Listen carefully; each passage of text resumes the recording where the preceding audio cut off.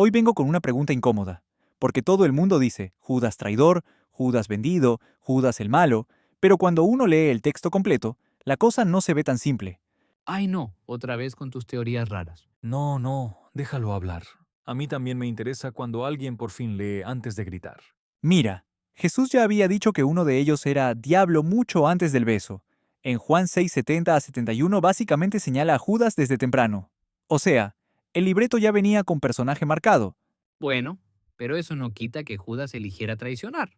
Claro, claro, pero espera, porque luego viene Juan 13. Jesús dice algo como, el que moje conmigo el pan, ese me va a entregar. Y cuando le da el pan a Judas, dice el texto que Satanás entró en él. Exacto. O sea, ¿en qué momento Judas dejó de ser Judas y pasó a ser ocupado por el sistema?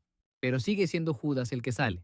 Sí, pero el detalle importa, porque el texto no dice, Judas, por puro amor al mal, inventó la traición desde cero. Dice que después del pan, Satanás entró. Eso ya no suena a decisión libre y feliz, suena a apertura de sesión. Y aquí viene la parte incómoda, porque si tú lees Lucas 22:3, dice que Satanás entró en Judas llamado Iscariote. O sea, el texto repite la idea, no una vez, varias. Y entonces, yo pregunto, ¿Judas fue el traidor? ¿O fue el cuerpo disponible para que se cumpliera algo que ya venía escrito? No, no, no, porque Judas también buscó la plata. Él negoció. Ajá. Y aquí es donde el libre albedrío entra, hace una aparición, y luego se sienta a llorar en la esquina. Porque sí, Judas negocia. Pero también el Evangelio pinta una escena donde la cosa ya estaba encaminada. Jesús mismo dice en Mateo 26:24 que más le valdría a ese hombre no haber nacido. Eso no suena a pobrecito se equivocó. Suena a este personaje viene condenado desde el capítulo anterior. Y en Marcos 14:21 es casi peor. Jesús dice, ¡ay de aquel hombre por quien el Hijo del Hombre es entregado! O sea, el texto le pone el peso encima, pero al mismo tiempo el texto ya estaba diciendo que eso tenía que pasar. Pero si tenía que pasar, no significa que Judas era inocente. No, pero tampoco significa que fue el único culpable. Ese es el truco. Cuando el plan necesita a Judas para funcionar, Judas deja de ser solo un hombre y se vuelve una pieza. Y aquí el detalle más raro. En Juan 13, Jesús dice algo como al que yo le dé el pan mojado. Le da el pan a Judas. Después de eso, el texto dice que Satanás entra en él. Entonces, yo te pregunto como lector honesto, ¿era Judas el que estaba manejando la historia? ¿O la historia ya estaba usando a Judas? Pero el hecho de que Satanás entre no borra la culpa. No la borra, pero la complica. Porque si el texto dice que Satanás entró y luego todo sucede como parte del cumplimiento de la escritura, entonces la historia no presenta a Judas como un villano independiente. Lo presenta como el punto de contacto entre una decisión humana, una influencia maligna y una profecía que ya estaba esperando su turno. Eso. Y ni hablar de que en Hechos 1, cuando van a reemplazar a Judas, Pedro dice que esto tuvo que pasar para que se cumpliera la escritura. O sea, la iglesia primitiva mira el caso y no dice, este hombre arruinó todo. Dice más bien, esto estaba escrito. Bueno, porque Dios lo sabía de antemano. Ah, perfecto.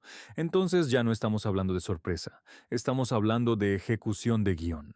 Y si el guión ya lo sabía, entonces Judas entra en una zona bien incómoda. ¿Pecador libre o actor obligado por la estructura del relato? Y por eso yo digo que la palabra traidor se queda corta si uno lee todo.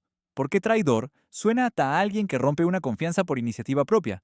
Pero aquí el texto dice, uno iba a entregar, la escritura tenía que cumplirse. Satanás entra, Jesús lo señala antes, y luego la historia sigue exactamente como debía seguir. Pero entonces, ¿qué quieres decir? ¿Que Judas no hizo nada malo? No. Yo no estoy diciendo que Judas era un angelito.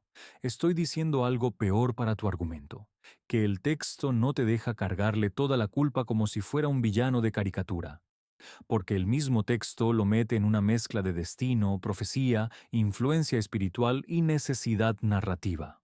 O sea, si tú eres honesto con la Biblia, Judas no se ve solo como el malo, se ve como la pieza que encaja para que el mecanismo arranque. Eso suena demasiado conveniente. Gracias, ese es exactamente el punto. Y todavía falta un detalle. En Juan 17:12, Jesús habla del hijo de perdición, otra etiqueta pesada, otra sentencia fuerte. Pero fíjate en algo, el lenguaje del texto no es el de una tragedia accidental, es el de una historia que ya venía con el final escrito. Entonces, según ustedes, ¿Judas no fue traidor? No, no exageres. Sí hubo traición. La pregunta es otra. ¿Fue Judas el autor principal? ¿O solo el nombre que quedó pegado a un plan que ya necesitaba un traidor? Y ahí, el diablo tiene razón por una vez. Ey. Por una vez no. Yo siempre tengo razón cuando alguien lee sin miedo. O sea que ustedes quieren quitarle responsabilidad. No. Quiero quitarle la leyenda simplona. Porque cuando el texto dice que el pan fue dado, que Satanás entró, que la escritura debía cumplirse, y que todo estaba anunciado, entonces la historia no funciona como Judas decidió y ya. Funciona como Judas fue el punto exacto donde todo explotó. El problema no es solo Judas. Exacto. El problema es que el texto necesita un traidor, pero también necesita decir que todo estaba escrito. Y cuando las dos cosas conviven, el culpable deja de ser tan fácil de señalar. Entonces, ¿quién fue el traidor? Ojo, no fui yo.